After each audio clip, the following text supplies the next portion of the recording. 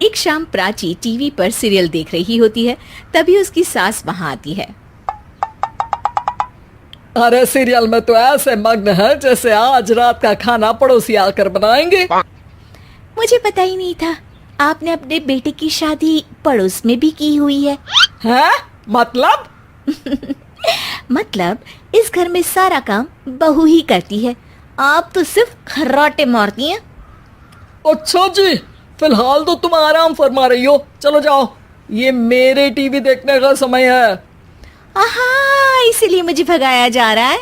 Sorry, अब तो बिल्कुल नहीं जाऊंगी। प्राची की इस बात पर दोनों सास बहू के बीच टीवी रिमोट के पीछे बच्चों जैसे छीना झपटी शुरू हो जाती है, जिसके बीच श्लोक भी काम से घर वापस आ जाता है।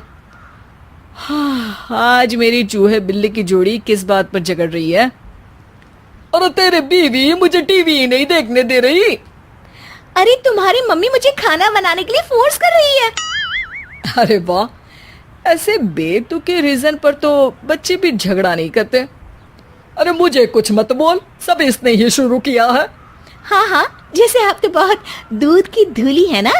अरे बस, दोनों चुप। प्राची जाओ, खाने की तैयारी करो। और माँ तुम छोड़ो, तुम्हें क्या बोलूं, शांति से अपना सीरियल देखो, मुझे दोबारा लड़ने की आवाज सुनाई नहीं देनी चाहिए। ऐसा बोलकर श्लोक वहां से चला जाता है, जिसके पीछे पीछे प्राची भी कुछ न कुछ बड़बड़ाते हुए रसोई में चली जाती है। हाँ हाँ, सासू जी को तो कुछ बोलेंगे ही नहीं, बस मुझ पर ही हुक्म चलता है, खाना बनाओ, जैसे मैं इनके घर में खाना बनाने के लिए आई हूँ। इसी तरह शाम बीतती है और रात को श्लोक और प्राची की सास खाना खाकर सोने चले जाते हैं, लेकिन प्राची गुस्से में कुछ खाए बिना काम में ही लगी रहती है।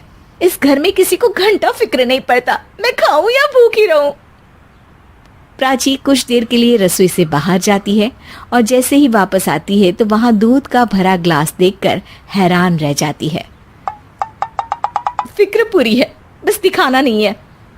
प्राची दूध पीकर सोने चली जाती है और अगली सुबह एक बार फिर सास बहू का कार्टून नेटवर्क स्टार्ट हो जाता है। ये तुमने ही किया है। अरे अजीब जबरदस्ती है, मैं बोल रही हूँ मैंने कुछ नहीं किया।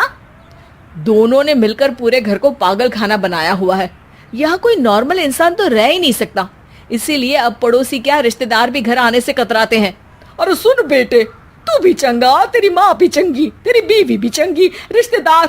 हाँ जी, आपको नहीं पता क्या, गंगाधर ही शक्तिमान है, रिश्तेदार ही। हाँ हाँ, बस समझ गया।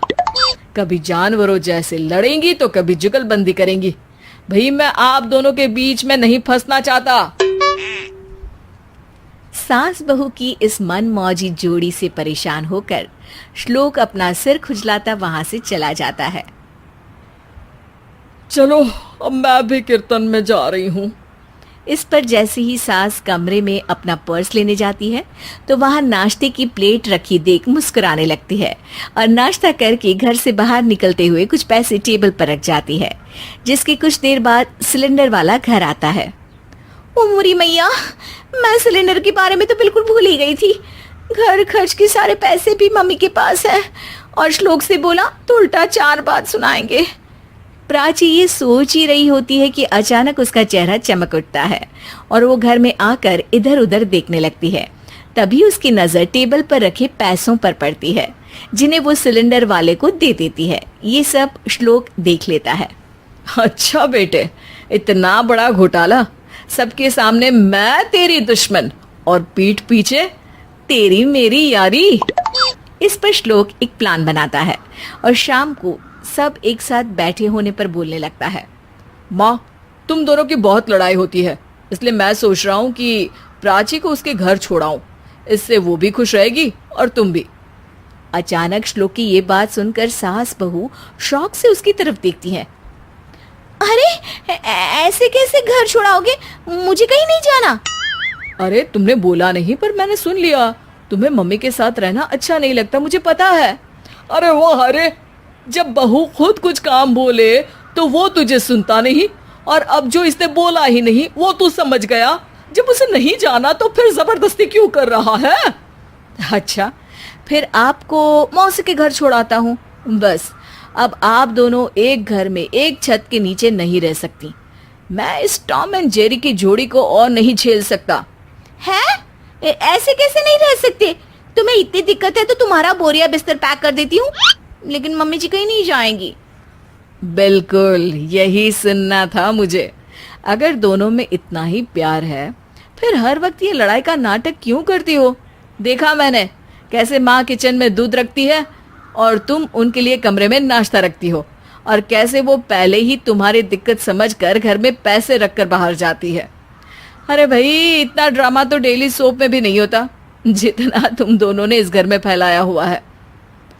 तू हमें टॉम एंड जेरी बोलता है ना, तो याद कर वो दोनों भी एक दूसरे को बाहर वालों की बुरी नजर से बचाने के लिए हमेशा सबके सामने लड़ते थे, लेकिन अकेले में दिक्कत के समय मदद भी तो करते थे। बस हमारा रिश्ता भी कुछ ऐसा ही है। और वैसे भी अगर सास बहू में तू मैं नहीं होती तो दुनिया वालों को कहानियां कैसे मिलेंगी?